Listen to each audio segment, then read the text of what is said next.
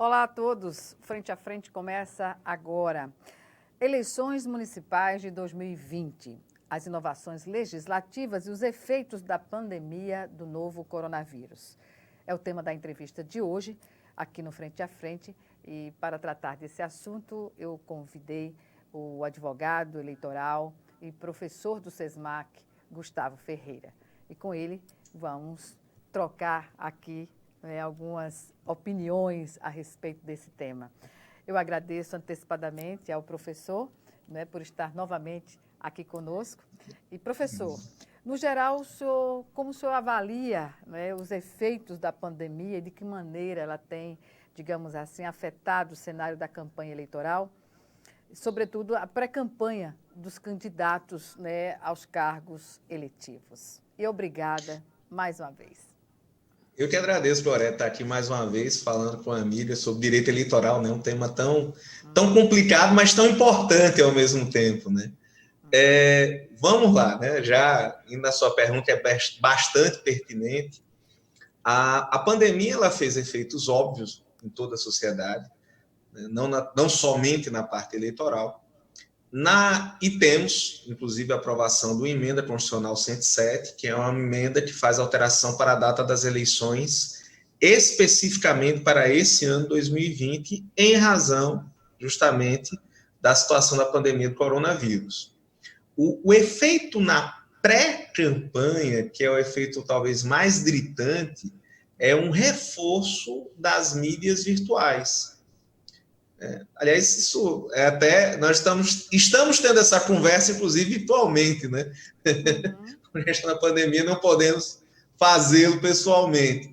E isso acelerou um processo que já vinha acontecendo desde 2012, que foi muito evidente nas eleições de 2018, de um reforço da campanha virtual, dos candidatos usarem as mídias sociais, usarem a internet, né, para fazer divulgação das suas, agora ainda, pré-campanha. Isso se tornou muito claro nesse período. E, por óbvio, aquele candidato que estava pensando ainda no modelo de campanha excessivamente tradicional, da visita, do corpo a corpo, da presença junto ao eleitor, teve isso, se não, eu não vou dizer que acabou, porque aconteceu, mas aconteceu de uma forma bem mais reduzida, de uma forma bem mais minorada, vamos botar dessa maneira.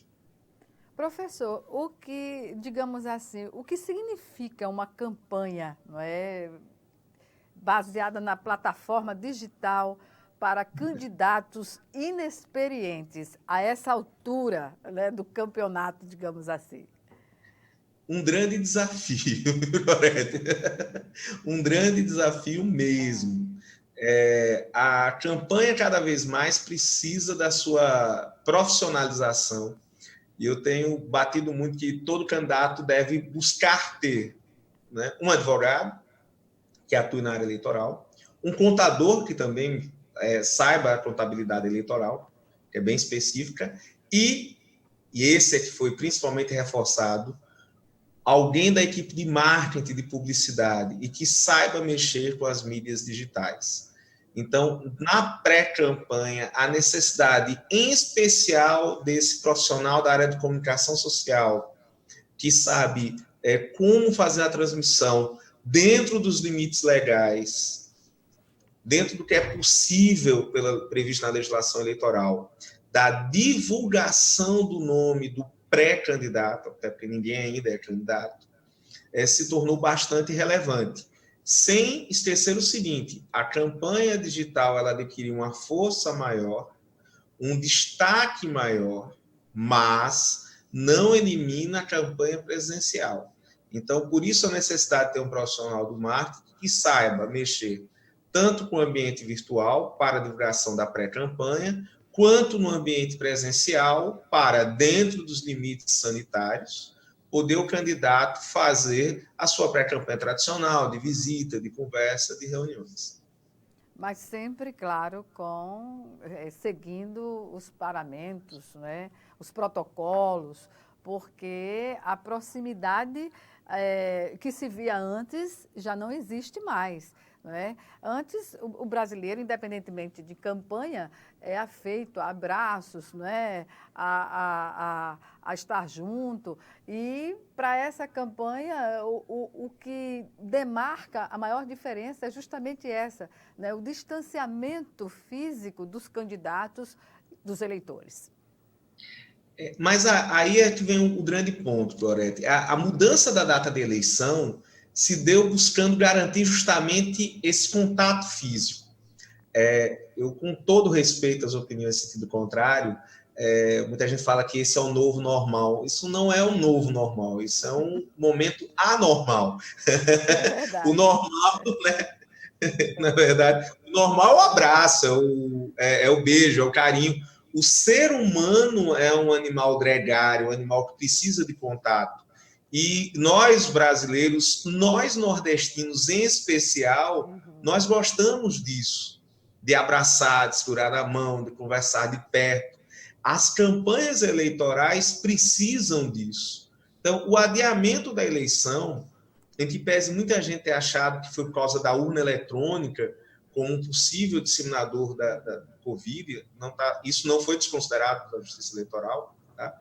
Mas o principal motivo é permitir esse contato. O principal motivo do adiamento da eleição foi garantir que haja um mínimo de campanha presencial, com as pessoas na rua, com as pessoas conversando, se cumprimentando, claro, sempre dentro dos limites sanitários. Então, nós vamos ter candidatos com máscara, eleitores com máscara, nós vamos ter convenções com álcool e gel na mesa. Porque não é politicamente correto um candidato se apresentar diante dos seus eleitores sem máscara, não é, professor?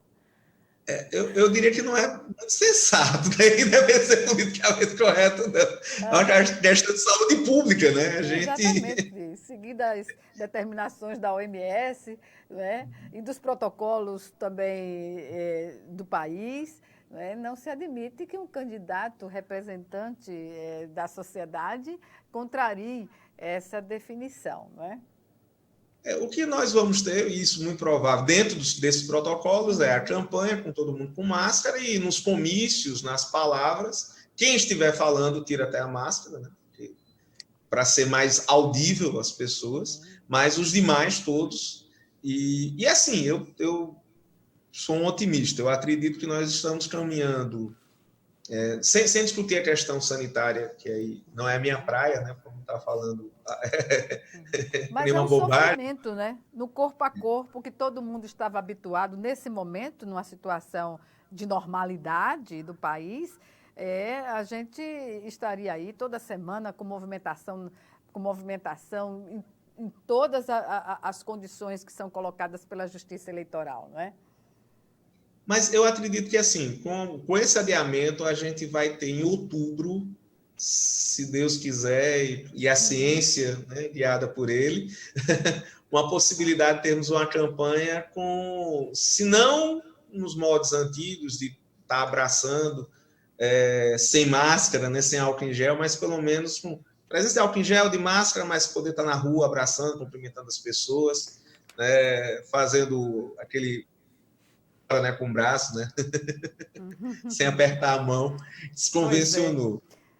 Professor, em relação à economia, o que representa essas medidas que estão colocadas para preservar a saúde do eleitorado, né, como um todo, mas o que significa do ponto de vista da economia que os candidatos normalmente terão, né, nesse período de pandemia? Porque o que se faz hoje na plataforma digital, a gente já percebe que há pouco investimento em relação às demais campanhas anteriores convencionais.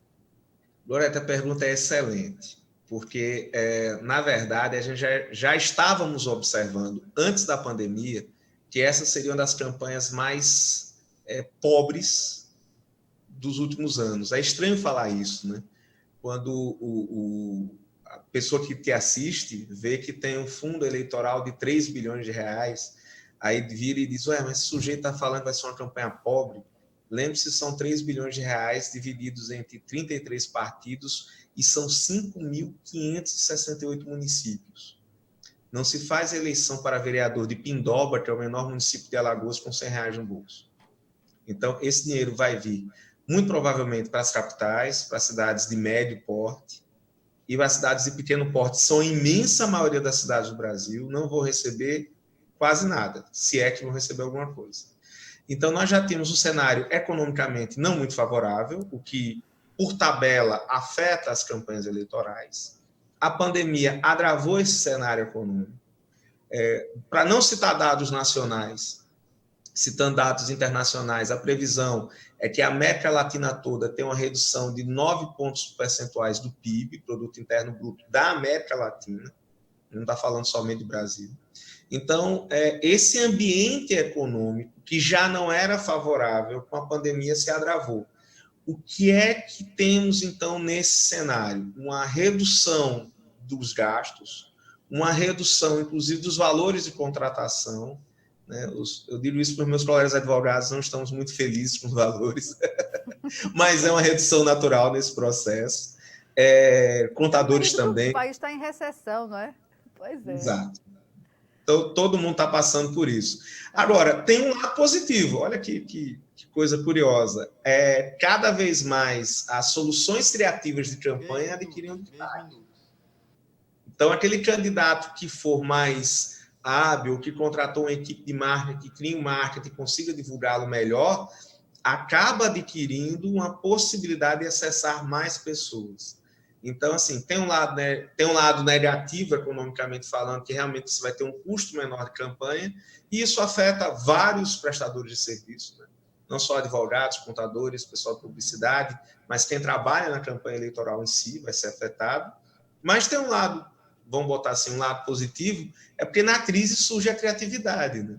Então, boas ideias começam a aparecer para tentar driblar, né, a recessão econômica, que já existia, a gente estava tendo uma leve retomada, e com a pandemia, esquece, a gente, na verdade, teve um aprofundamento da crise, infelizmente. Pois, se a gente for observar, a campanha digital, ela está ao alcance de todos, não é? Ao alcance de todos. Está num tablet, está num celular, não é? Está num computador convencional. Então, pode-se dizer que essa situação pode ter contribuído para uma, digamos assim, uma democracia digital específica nessa questão das eleições, do acesso à informação? Com toda certeza, sim. Aí, nesse ponto, eu discordo de muitos colegas que reclamam que a participação digital permitiu o surgimento de comportamentos como fake news. Primeiro, a gente teve até um evento no SESMAC sábado agora, sábado, dia 15 de agosto, perdão, e onde a gente discutiu liberdade de expressão, e eu fiz essa menção. É uma arrogância do século XXI achar que fake news é a invenção do século XXI. Isso já existia há muito tempo. O formato é que diferencia, né? Perfeito. O formato, o meio de disseminação é que diferenciou. Mas eu vejo o lado positivo que a gente começa a ter uma discussão política. Claro, tem grupos radicais, grupos que excedem, mas começa a haver uma discussão política mais plural em vários ambientes. O que a gente tem que defender é que as pessoas saiam dos seus grupos fechados e vão para o grande grupo e possam opinar sem medo do lixamento virtual. Eu acho que o caminho maior é esse. Pois é. Sobre ainda essa questão virtual, de como as eleições se colocam, né, nessa plataforma, a gente vai retomar no próximo bloco. E vamos chamar agora o nosso primeiro intervalo, e o Frente a Frente está de volta em 1 minuto. Até já.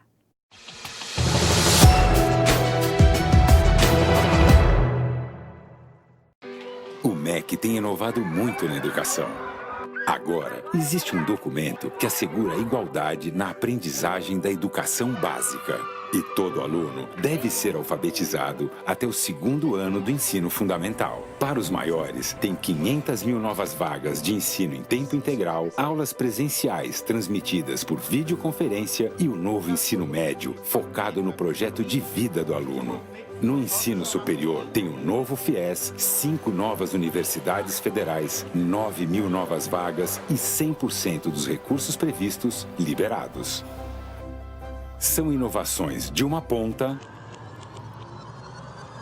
à outra. E para continuar inovando, o MEC lançou uma plataforma que reúne recursos educacionais da internet para educação básica. Professor, inscreva-se no curso online e torne-se um curador da plataforma. Ministério da Educação, Governo Federal.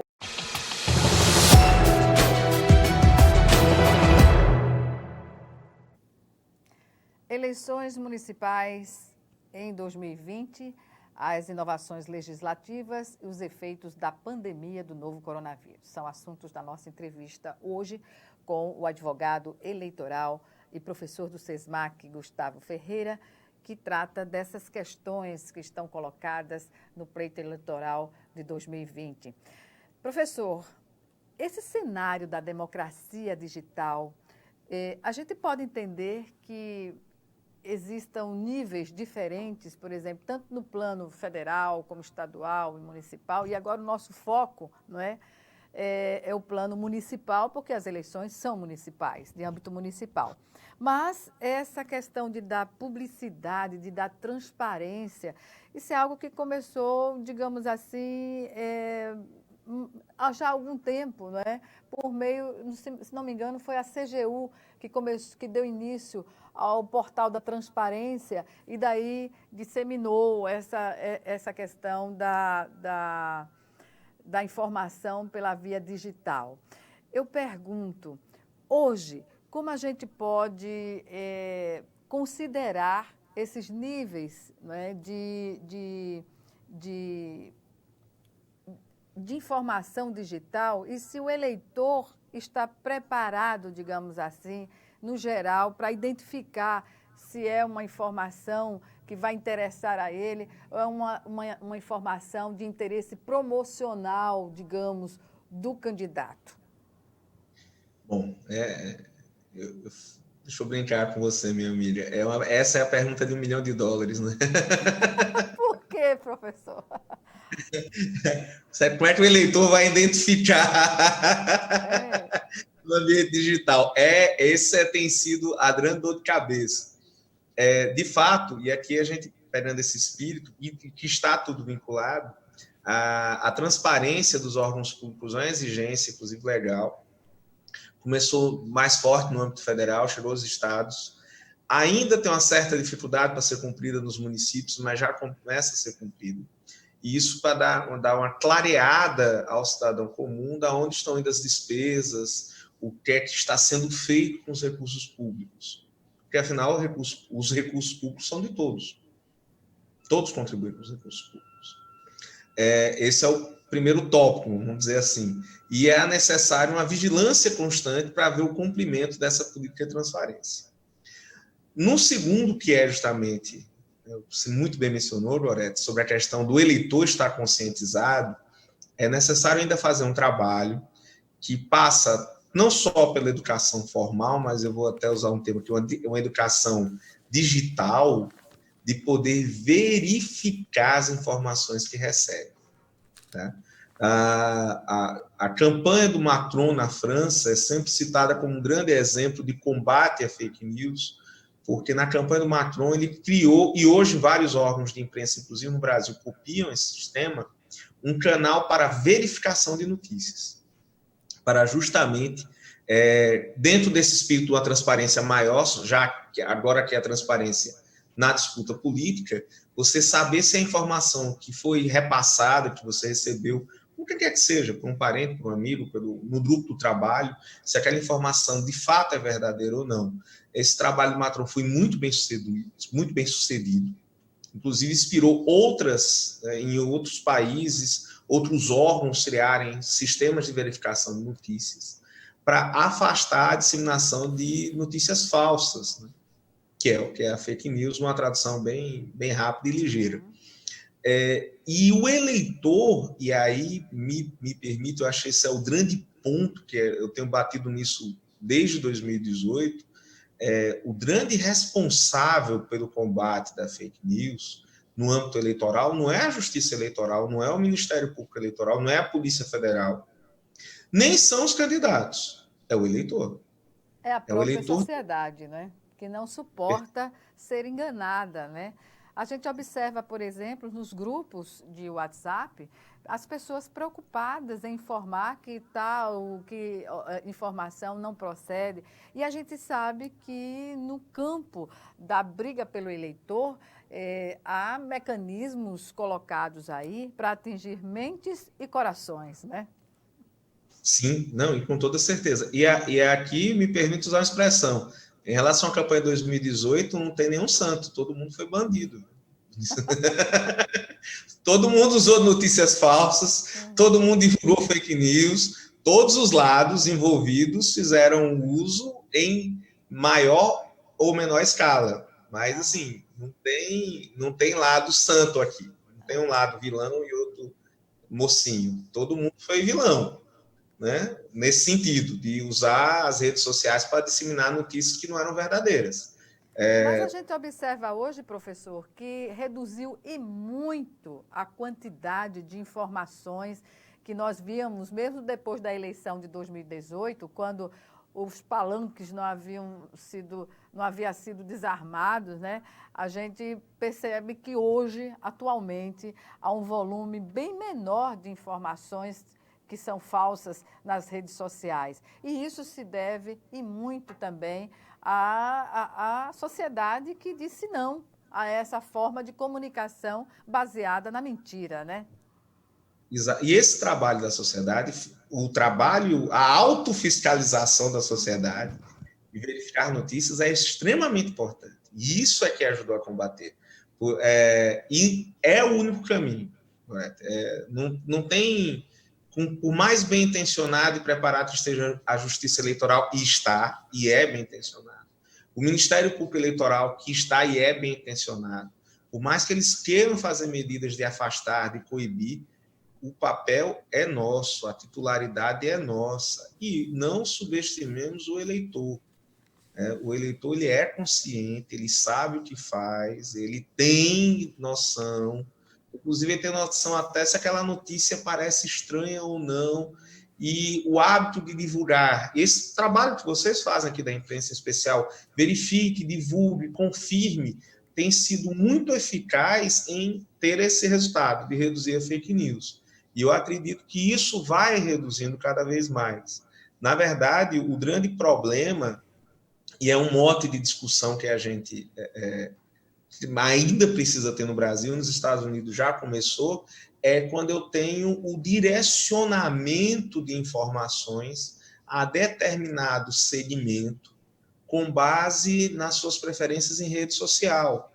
O grande problema da eleição do Trump nos Estados Unidos não foi o uso, até porque nos Estados Unidos tem uma tradição histórica de campanhas muito duras, né? De campanhas, inclusive, extremamente ofensivas a candidatos. Historicamente lá, esse tipo de campanha é entendido como algo normal. Eu posso agredir o candidato. Aqui no Brasil não passaria isso nunca, mas nos Estados Unidos tem campanha que faz até filme e divulga o filme que é para destruir a imagem de determinada candidatura, né? E tirando a propaganda eleitoral, que às vezes é extremamente dura, extremamente...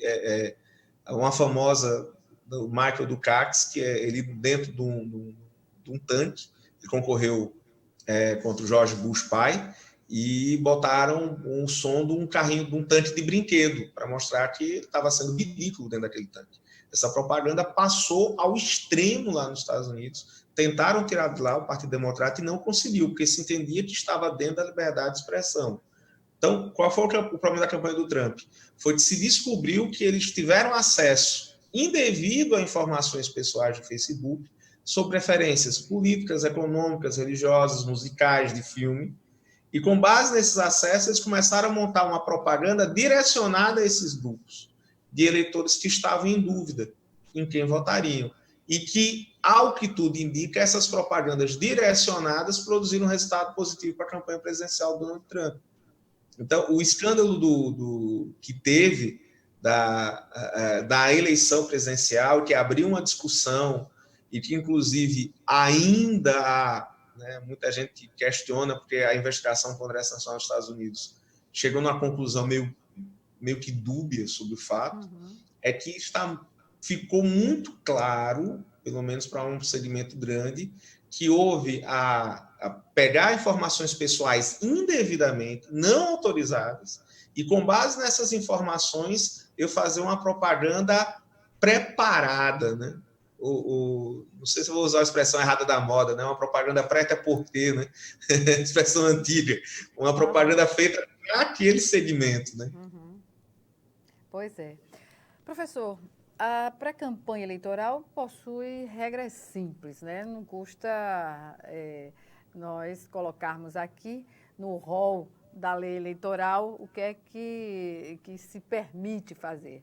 O candidato, na verdade, essas mudanças, antes para a eleição municipal, como o senhor disse no início da entrevista, estão colocadas para este pleito deste ano.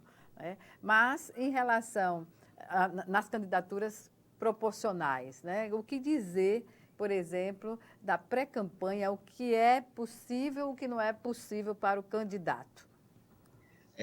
Pergunta excelente e, veja só, a pré-campanha já começou, né? Legalmente falando, a pré-campanha começou dia 1º de janeiro desse ano. Mas, legalmente falando, mas ainda gera muitas dúvidas. Então, a pergunta realmente... Mas a pandemia criou um hiato, digamos assim. Né?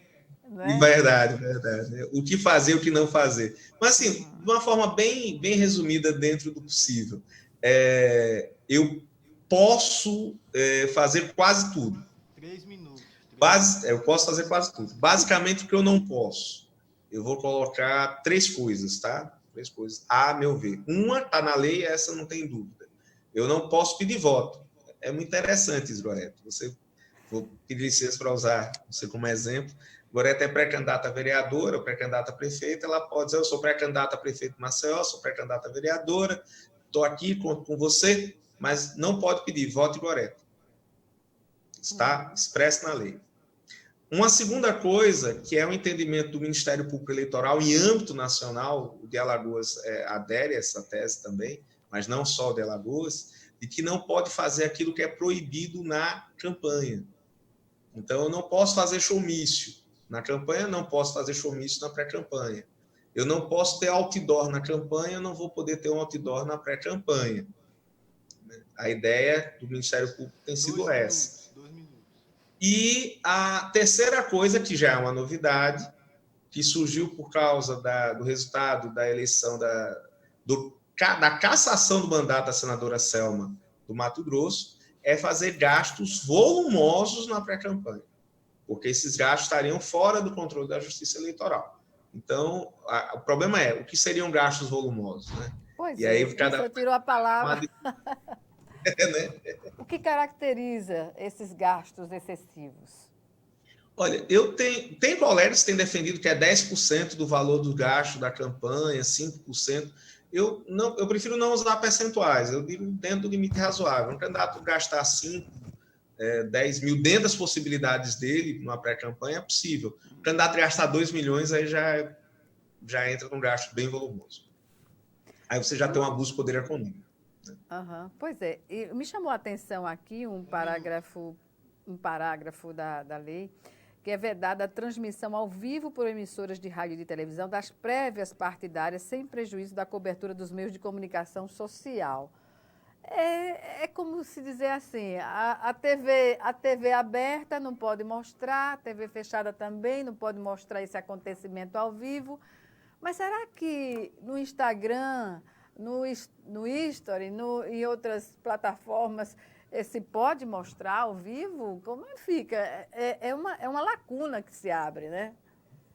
É uma regra até um tanto que aparentemente bastante contraditória, né? Mas aí tem uma explicação pelo legislador, né, quando aprovou, é que o rádio e a TV são concessões de poder público.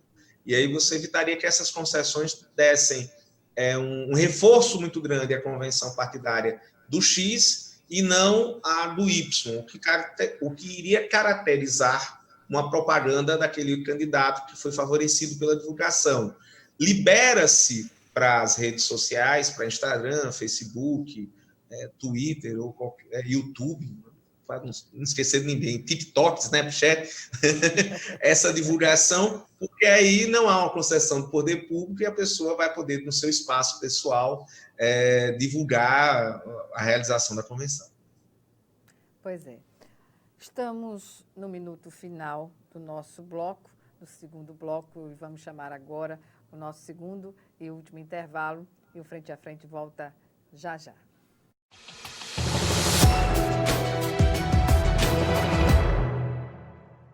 Doar sangue é seguro e não dói. O Hemocentro de Alagoas utiliza a mais alta tecnologia para fazer a coleta de sangue. Para doar sangue, é necessário ter mais de 18 anos, pesar mais de 50 quilos e apresentar um documento de identificação com foto. O doador não pode ter contraído doenças como a hepatite, sífilis, AIDS e doença de Chagas. Mais informações é só ligar 3315 2106. O Hemocentro de Alagoas precisa de você. Calma, Chico, vai devagar. Você anda nervoso. Nervoso por quê, amigo? Baixaria. O que você fez ontem? O que tá acontecendo? Batendo na mulher de novo. Mas eu te tomei todas, perdi a cabeça, Não tem fiquei esse nervoso. negócio, não tem esse negócio de tomei todas. Aqui todo mundo toma e ninguém bate em mulher, só você. Bebida não é desculpa. Onde tem violência, perde a mulher que apanha, os filhos e você. Homem que é homem, não bate.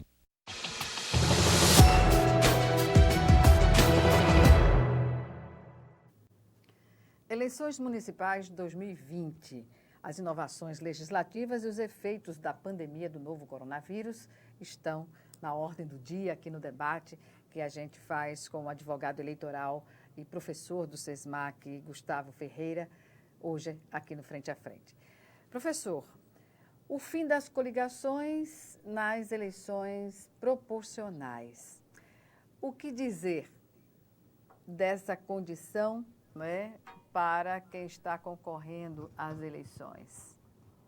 É uma liberdade maior, não é? Na verdade, Lorete, excelente pergunta. A gente tem uma mudança, é uma mudança simples, né? Mudança simples.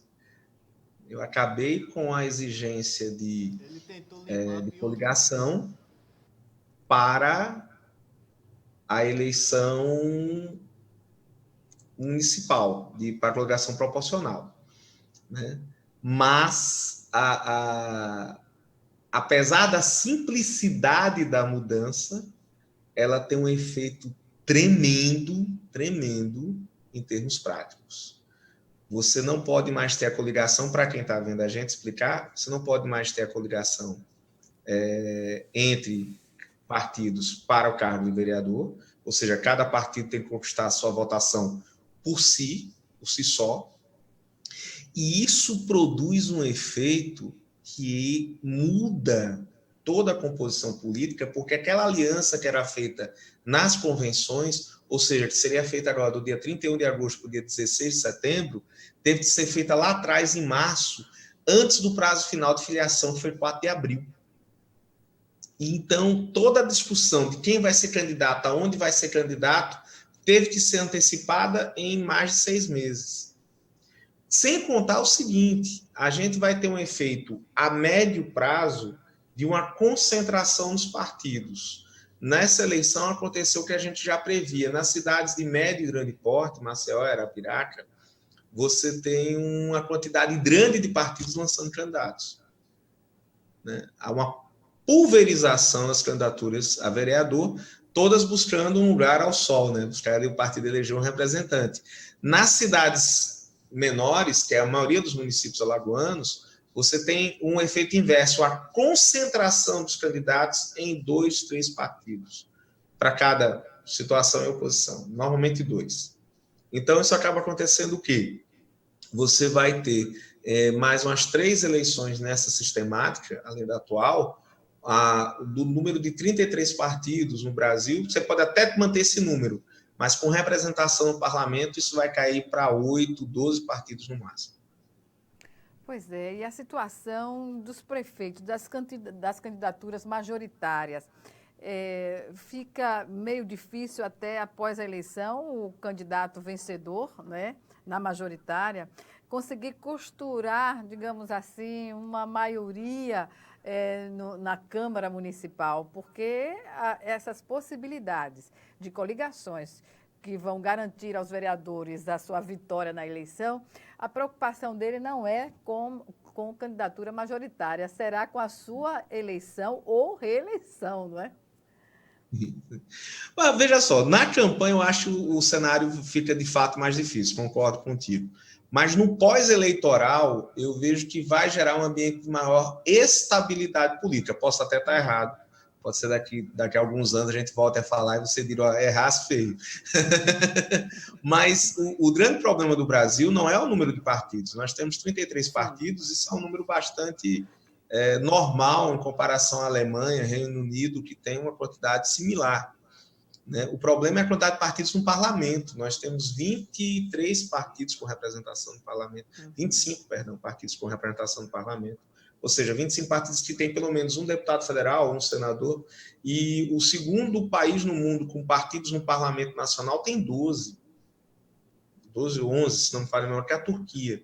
Então, assim, a gente tem uma situação de uma pulverização de agremiações políticas e que obrigam qualquer que seja o presidente, qualquer que seja ele, a ter que fazer negociação com vários grêmios partidários para poder governar. É aquilo que Sérgio Abrantes chamava do presidencialismo de coalizão. De coalizão, eu tenho que fazer... quer dizer, de coalizão que, na verdade, é o Congresso que governa, né? O presidente, nessa condição, resta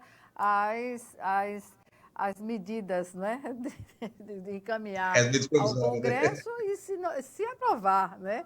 Porque a gente está vendo aí a mobilização no Congresso, o presidente que não admitia negociando abertamente com o Centrão, com cargos, enfim, está aí colocada. A coalizão serve justamente para isso, para dar sobrevivência eleitoral. O problema nosso, até a gente tem que dar um passinho atrás, né? Vamos botar assim, a nossa Constituição era uma Constituição parlamentarista. O projeto da Carta Constitucional de 1988, né, montado pela Comissão Afonso Arinos, que foi a comissão que deu base à estrutura da Constituição atual, ela era uma Constituição que visava ser implantado o parlamentarismo no Brasil. E aí, no meio do processo constitucional, por influência direta do presidente José Sarney, foi ficando o presidencialismo. Então, nós temos, na verdade, um monstrengo, né? A gente tem uma Constituição de espírito parlamentarista, mas com vamos dizer assim, corpo parlamentarista e a cabeça presidencialista. Em resumo... Anacrônica, né, a situação. É impossível governar sem o parlamento. Não... Todas as vezes que o presidente tentou isso, ou que tratou muito mal o parlamento, deu errado. Vamos, né? Bem frio. É impossível governar o país sem estar vinculado ao parlamento. Por isso, aí é a opinião minha, de ordem pessoal, eu sou favorável à implantação do parlamentarismo no Brasil, ou pelo menos, né, o modelo que é chamado de semipresidencialismo, né, que é o modelo francês, né, adotado em outros países, mas a França é o exemplo mais conhecido. Professor, as candidaturas femininas, que a gente sabe que os partidos, em geral, no Brasil, mantêm, não é, a cota definida pela legislação eleitoral, porém, fica praticamente na cota. Não mais que isso. As candidaturas femininas, elas servem para regimentar as campanhas, que as mulheres são organizadas também nesse aspecto, mas no plano da eleição, não se vê, por exemplo, candidaturas femininas ao governo do Estado, uma composição que coloque uma candidata, uma mulher, por exemplo. E isso é histórico na política nacional e Alagoas não poderia ser diferente.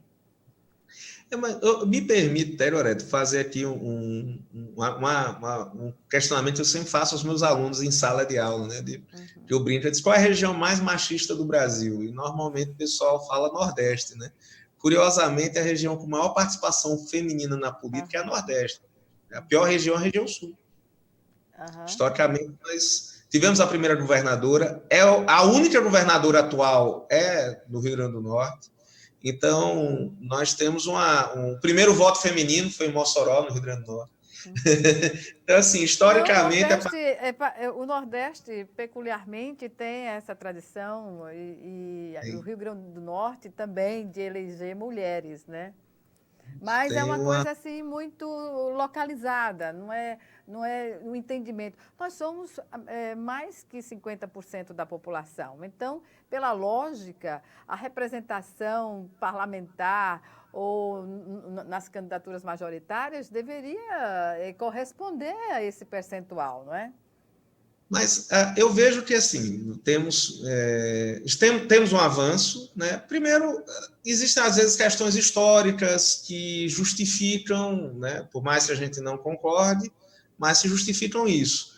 E há um processo de mudança, né? O direito mesmo, a minha profissão é uma profissão eminentemente masculina, né? E hoje você tem turmas majoritariamente femininas, você tem concursos públicos em que se aprovam... você teria que criar a cota para os homens. Porque se aprovam mulheres, quando não todas ou quase todas, em maior número, né? E isso, naturalmente, com o tempo, vem se fazendo a mudança.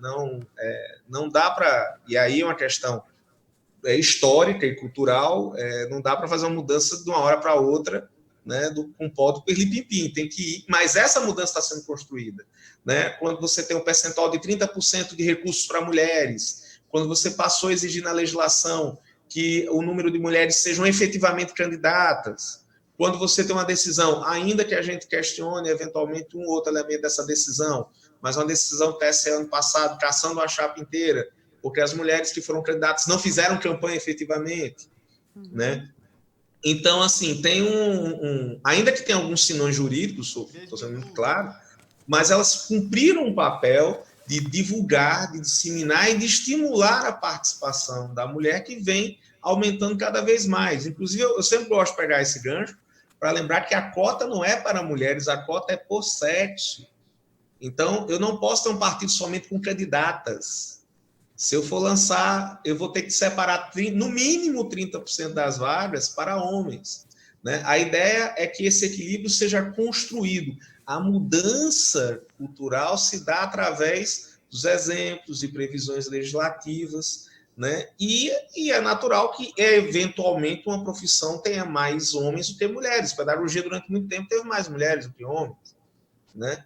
E a gente, entendeu? Estou dando exemplos mas isso vão mudando. Hoje você já encontra no curso de pedagogia muito homens, né? Enfermagem, durante muito tempo, era um curso feminino, né? Vamos botar assim, e hoje tem uma quantidade grande de homens participando. A mudança cultural ajuda a melhorar esse ambiente. Claro, estamos aquém da representação que as mulheres devem ter, não é nem poderiam, devem ter. Certamente. Mas isso é construído. Aham. Professor, sobre essa discussão recente no TSE, que define se há abuso de autoridade religiosa no contexto de desequilibrar as eleições, digamos assim, a igualdade de condições nas eleições, o que dizer? Olha, primeiro, vou antecipar que eu sou um pouco tendencioso nessa resposta, porque a gente atuou num processo em que um cliente nosso foi acusado de abuso de poder religioso. Então, eu estou dando esse esclarecimento até para que vocês ponderem o que eu vou falar.